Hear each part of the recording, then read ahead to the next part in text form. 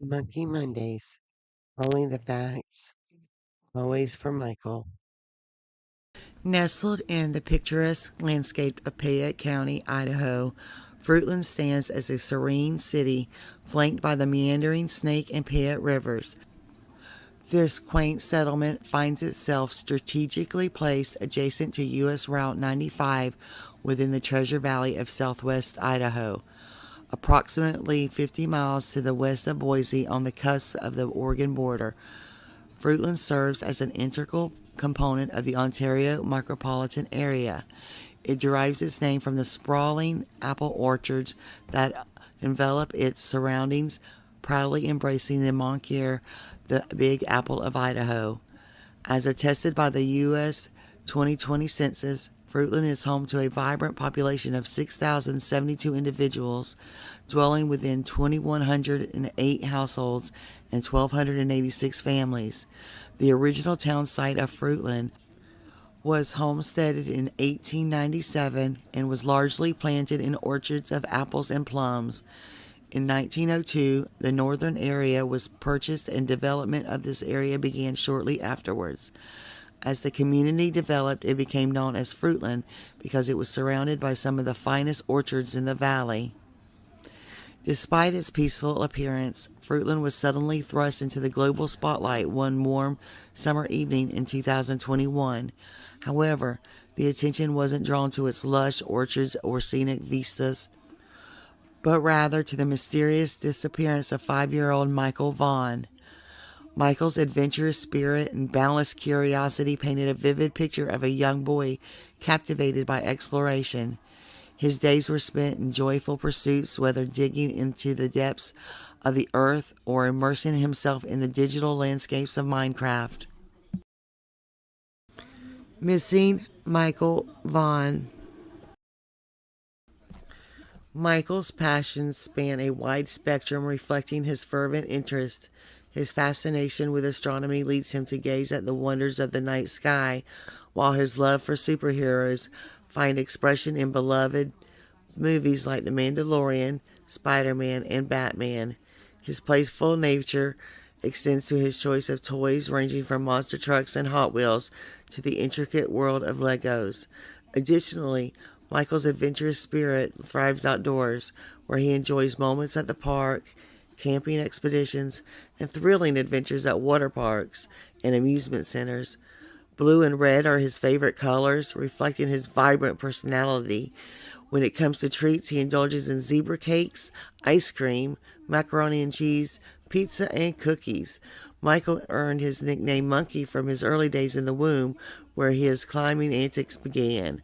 Escaping from his bassinet and crib as an infant, his penchant for climbing only grew as he matured, earning him the playful monkey that suits his adventurous spirit.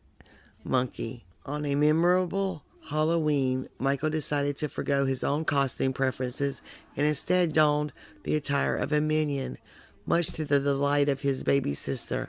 With her adoration for those whimsical characters in mind, Michael embarked on a mission to bring her joy by embodying a real-life minion. This selfless act spoke volumes about Michael's compassionate nature and his unwavering dedication to making those around him happy. Michael's laughter is like music to the ears, and his smile has the power to illuminate even the gloomiest of days. His infectious energy has a ripple effect, spreading joy and warmth to all fortunate enough to be in his presence. His family holds dear every moment spent with him, cherishing his boundless love and the light he brings into their lives. Where is Michael? July 27th, 2021 dawns hot and relentless in Idaho, setting the stage for a day that will forever alter the lives of one family. Brandineal, Michael's devoted mother, rises with a sense of anticipation, acutely aware that this day marks the end of her work week and the beginning of a well-deserved break. Her mind buzzes with excitement in the thought of spending precious moments with her spirited children, one of them being her son Michael, lovingly nicknamed Monkey. With a kiss and a promise of return, Brady bids her family farewell, leaving them in the capable hands of their devoted father, Tyler. Little does she realize that this seemingly ordinary morning will unfold into an unimaginable nightmare. This day unfolds in familiar routine for Brandineal, who eagerly anticipates reuniting with her family after a taxing day at work. As the afternoon progresses, Brandy takes a brief break around 4 p.m., reaching out with a phone call to check in on her loved ones. The scene at home appears tranquil. Michael engrossed in his Nintendo Switch game in the living room, while his father Tyler oversees the activity.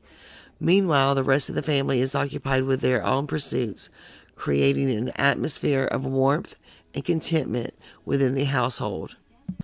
As the evening progresses, Tyler briefly leaves the living room where Michael is absorbed in his Nintendo Switch game to attend to his youngest daughter's needs.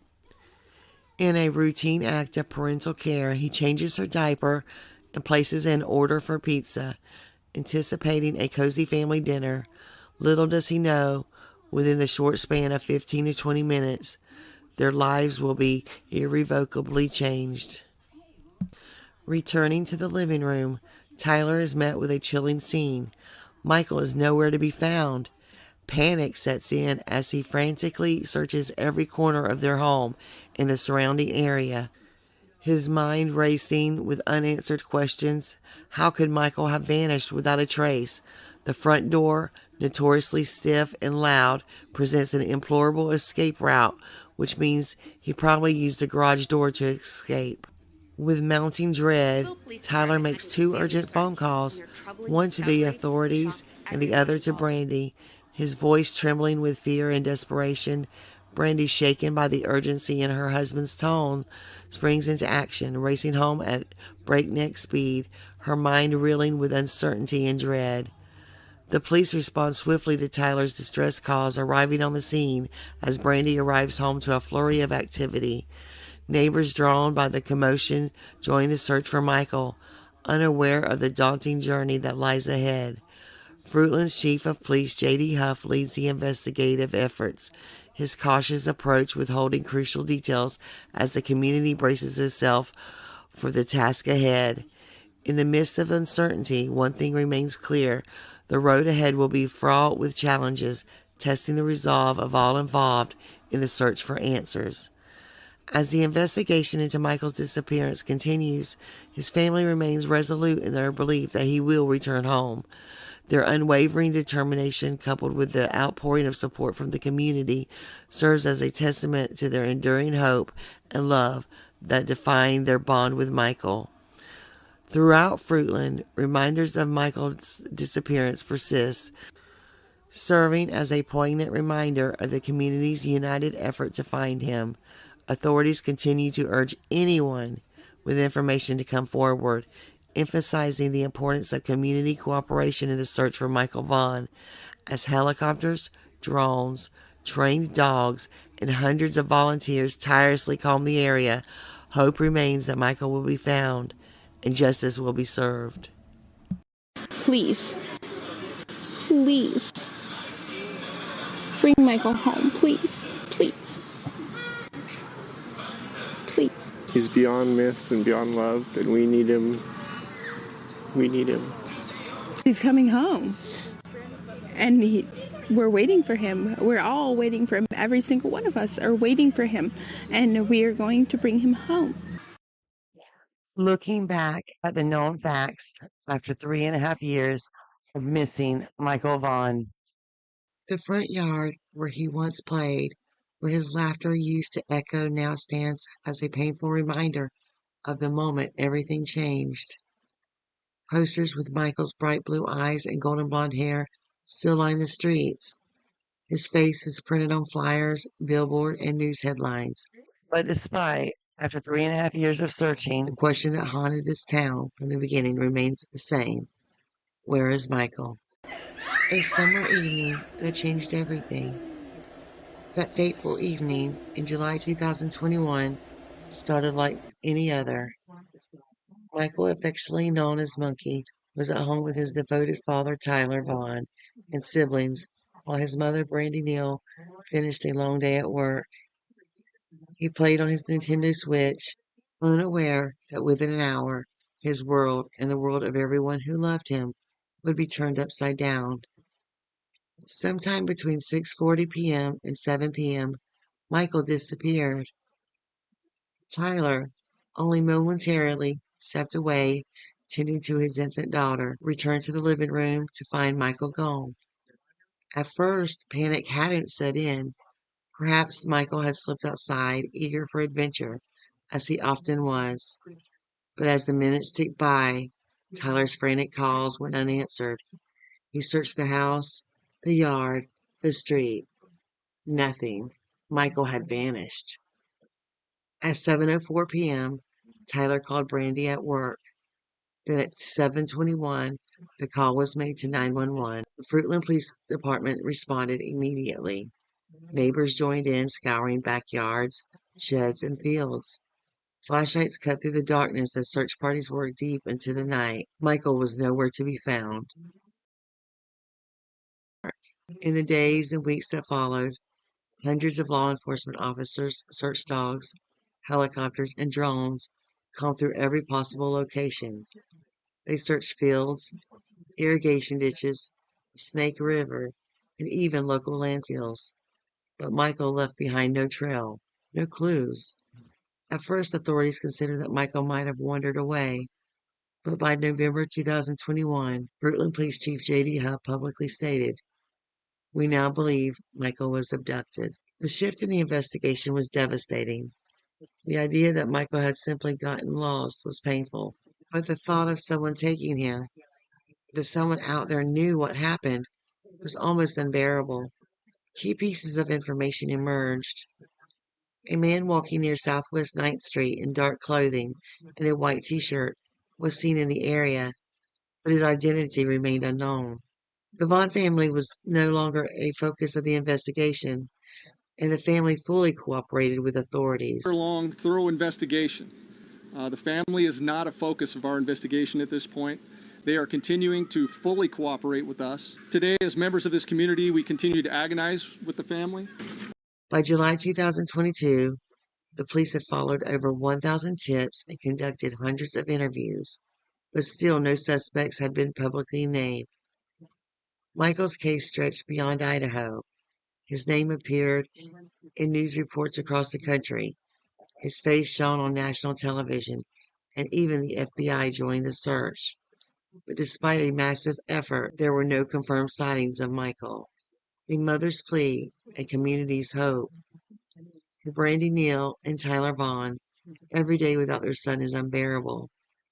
Brandy has begged for answers, pleaded with the public, and held on to hope that Michael is out there somewhere. In a vigil marking the 1-year anniversary, Brandy stood before crowds of supporters, tears in her eyes. "We need Michael home," she said, her voice breaking. "If someone knows something, please, please come forward." The $50,000 reward for information still stands. His missing child poster still lines store windows and bulletin boards. His family refuses to stop searching, but the silence remains. Whereas Michael, Fruitland has not forgotten. The police remain dedicated to the case. The community still holds out hope, and Michael's family still waits desperately for the day their little boy comes home. As time stretches on, one thing is certain: Michael Vaughan is still missing, and someone out there knows what happened. Then, in November 2022, a major development shook the case. On November 11th, authorities executed a search warrant at the home of Sarah and Staceywondra, located at 1102 Red Wing Street in Fruitland, just minutes from Michael's home. This search was prompted by a credible tip, leading investigators to initiate an extensive excavation in the backyard. The following day, November 12th, Sarawondra was arrested and charged with failure to report a death. Court documents later revealed that Sarah had allegedly known Michael's body was once buried in her backyard and had since been moved. In a chilling statement to authorities, she claimed that God told her Michael's remains were in her yard. Between November 14th and 16th, excavation efforts intensified. at the Wanderers' property. Investigators removed sections of concrete and dug up the backyard in their search for Michael's remains. The Fruitland Police Department, FBI, Idaho State Police, and other agencies collaborated on the search. Despite their confidence that Michael's remains had been at that location, they were ultimately unable to recover them. On November 21st, Sarawondra was deemed incompetent to stand trial. A judge ordered her committed to a state mental health facility for treatment, delaying legal proceedings. The charge of failure to report a death remained pending until her mental competency could be restored. By December 2022, law enforcement named additional suspects. Investigators publicly identified Brandonshirtliff and Adrienlucienne as individuals who were present at the Wondra home around the time of Michael's disappearance. Shurtliff has since relocated to North Dakota, while Lucienne was thought to be in Iowa. Meanwhile, Staceywondra, already in custody on unrelated federal charges, was also under scrutiny. In January 2023, law enforcement continued searching for Michael's remains, following new leads and reviewing evidence. Michael's parents, Brandineal and Tyler Vaughan, remained vocal, pleading for answers and urging those responsible to come forward. Between February and April 2023, legal proceedings stalled due to Sarawondra's continued commitment to a mental health facility.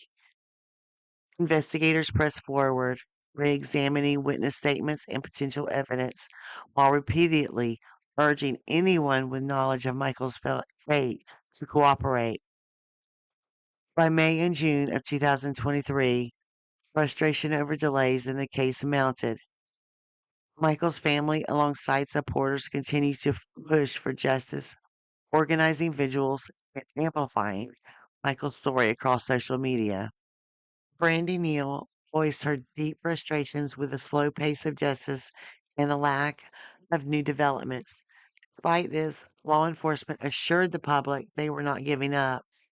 June 2023 marked a heartbreaking milestone, Michael's 7th birthday, and the 2-year anniversary of his disappearance was coming up in July. Vigils were held in his honor as his loved ones and the community rallied for answers. Law enforcement reaffirmed their belief that multiple people were involved in concealing Michael's remains, vowing to continue their pursuit of justice. The second year of Michael Vaughan's case was defined by key revelations, yet his whereabouts remain unknown. The search of the Wondra property was a pivotal moment, but the failure to locate his remains raised serious concerns that evidence had been removed. Authorities identified multiple individuals as having knowledge of what happened, yet legal progress was hindered by Sarawondra's mental competency. Despite the challenges, law enforcement and Michael's family remained determined to uncover the truth and bring Michael home. As the case continued, efforts to keep Michael's name and face in the public eye remains crucial. In July 2022, a year after Michael went missing, Michael was included in the Homeward Bound program, an initiative designed to increase awareness of missing children. This program, a collaboration between Idaho State Police and the trucking industry, places images of missing children on semi-trailers that travel across the country, ensuring their faces are seen by thousands of people on highways and in the cities far beyond their hometowns. For Michael's family, seeing his image on a truck was both heartbreaking and hopeful. It was another way to spread his story, a constant reminder to the world that he is still missing and that someone, somewhere, might hold the key to bringing him home. The Homeward Bound program is a powerful tool in the fight against child abduction, using everyday transportation routes to reach potential witnesses in places law enforcement might not otherwise reach. For missing children like Michael Vaughan, this program represents hope. Hope that a single sighting, a moment of recognition, or a long forgotten memory will finally lead to answers. As Michael's case continues, his family, law enforcement, and advocates remain committed to finding Michael. With programs like Homeward Bound, his case will continue to travel across the country, ensuring that his story is never forgotten and the search for Michael never stops. July 27th, 2024, marked a solemn anniversary in Fruitland, Idaho. 3 years since 5-year-old Michael Vaughan disappeared from his neighborhood, affectionately known as Monkey. Michael's absence continues to leave a profound mark on the community, yet through heartbreak, the resolve to bring him home has never wavered. To honor Michael and raise continued awareness, dozens of community members took part in a special awareness ride, an echo of a similar event held back in 2021. Motorcycles, cars, and trucks gathered at the Chevron on Highway 30 and 95 before making their way past the Vaughan home and ending at Fruitland City Park. The ride served as both a tribute and a call to action. Today marks 3 years, said Michael's mother, Brandineal, but this community still has hope, and that gives us strength. The Fruitland Police Department confirmed that it submitted a full case file and probable cause affidavit to the Fayette County Prosecutor's Office in July 2023, 1 year before the third anniversary. The submission named Sarah and Staceywondra, Adrienlucienne, and Brandonshirtliff as individuals believed to have knowledge of what happened to Michael. Though officials have described the case as strong, no criminal charges related to Michael's disappearance have been filed as of April 2025.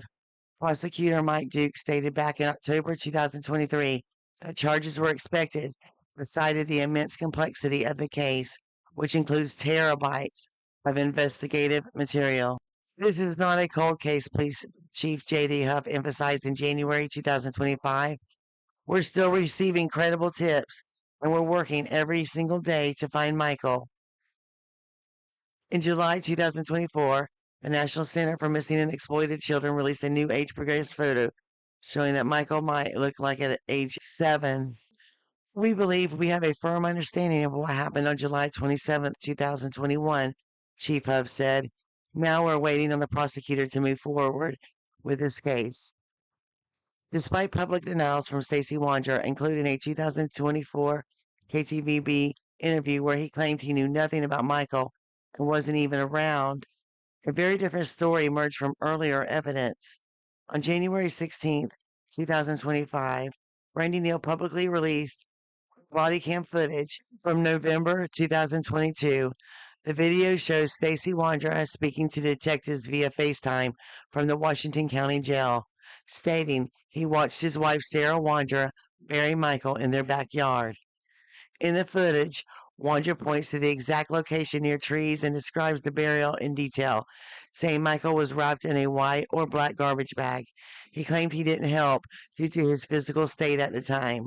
I mean, it should be a garbage bag. Okay, what color is the garbage bag? It would either be white or black. We only had 2 colors. But said Adrienlucienne was present while denying Brandonshirtliff's involvement. This video contradicts Wondra's later statements to media where he denied ever seeing Michael and claimed there were no signs of any digging on the property. We should have everything intact, Wondra says in the 2022 footage, even referencing duct tape that may have still been over Michael's mouth. Is the duct tape still going to be over his mouth? It should be. Brandineal says she and the YouTube channel Clutch Them Pearls obtained the video through a public records request last spring. She chose to release it to renew public focus, not to criticize investigators, but to encourage actions. Fruitland Police later confirmed the video's release was unintentional, explaining it became public after a 2023 request made to the Washington County Sheriff's Office. Neither the Fruitland Police Department nor the Fayette Prosecutor's Office authorized the release.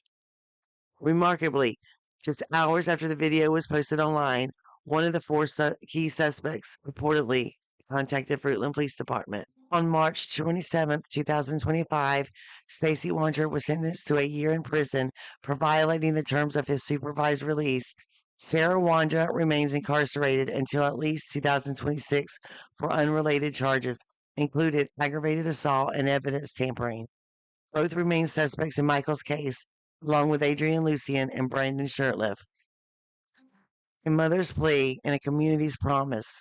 Michael Vaughan, nicknamed Monkey, was last seen in the summer of 2021. His mother, Brandineal, continues to fight for answers. Please, she says, keep sharing Michael's beautiful face. Someone knows what happened. We need these suspects to be held accountable. How to help. If you have any information about Michael Vaughan's disappearance, please contact Fruitland Police Department at 208-642-6006. Fayette County Prosecutor's Office at 208-642-6096. Crime Stoppers at 208-343-COPS, or email tips to findmichael@fruitland.org. Michael Joseph Vaughan, lovingly called Monkey, was born on June 24th, 2016, to parents Brandineal and Tyler Vaughan. With a lively spirit and a love for adventure, Michael is the essence of joy. His striking blue eyes and golden blonde hair, paired with his playful natures, have captured the hearts of everyone who knows him. Tragically, Michael went missing on July 27th, 2021, in Fruitland, Idaho, at just 5 years old. Michael, who is 3 feet 7 inches tall and weighs about 50 pounds, was last seen wearing a light blue Minecraft t-shirt, dark blue boxer briefs, and sandals. Despite tireless efforts from the community and law enforcement, his whereabouts remain unknown. Investigations revealed that Michael was taken near his home on Southwest 9th Street in Arizona between 6:40 p.m. and 7 p.m. The Fruitland Police Department urges anyone with information to come forward by calling 1-208-642-6006 or dialing 911. The community's continued support and vigilance are essential in bringing Michael safely back to his family. The Fruitland Police Department urges anyone with information to come forward. If you know anything, call or text 208-343-COPS or email findmichael@fruitland.org. Every piece of information matters. Michael deserves to be found. You can't take one of our most precious citizens from us and ever expect us to stop. He's coming home. Signal, shine a light for Monkey, show him the way back to family. When his nightmare started, he was innocent and free. Now he's somewhere where he shouldn't be. So let that blue light signal shine a light for Monkey, show him the way back to family. There isn't any other color that really matters, it seems, except the color amber. Happy birthday, Monkey. Which we haven't seen. I love you. So let that blue light shine all across the country and show him the way back to family. Missing Adriana Garcia. Adriana Hope Garcia, missing since December 29, 2004. Missing from Tulsa, Oklahoma. Classification: endangered runaway. Sex: female. Race: Hispanic. Date of birth: July 24th, 1989. 34 years old. Age at time of disappearance: 15 years old. Height: 5 foot 2 inches. Weight: 120 pounds. Clothing, jewelry, description: a long sleeved blue striped t-shirt with white overalls and a yellow jacket. Distinguishing characteristics: Hispanic female with black hair and brown eyes.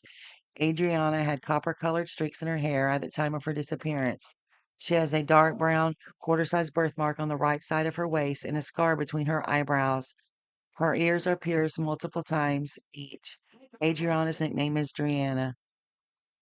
Details of disappearance. Adriana disappeared from Tulsa, Oklahoma on December 29th, 2004.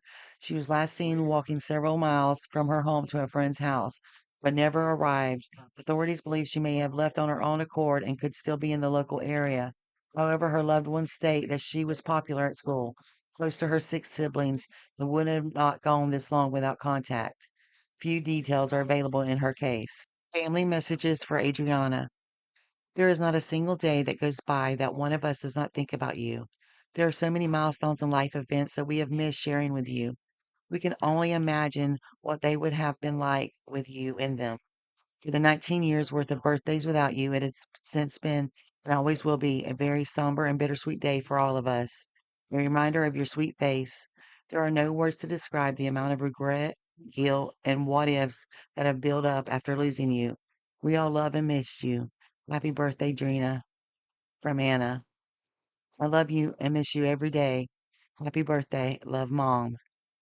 Love you, little sis. Wherever you are, you will be loved and never forgotten.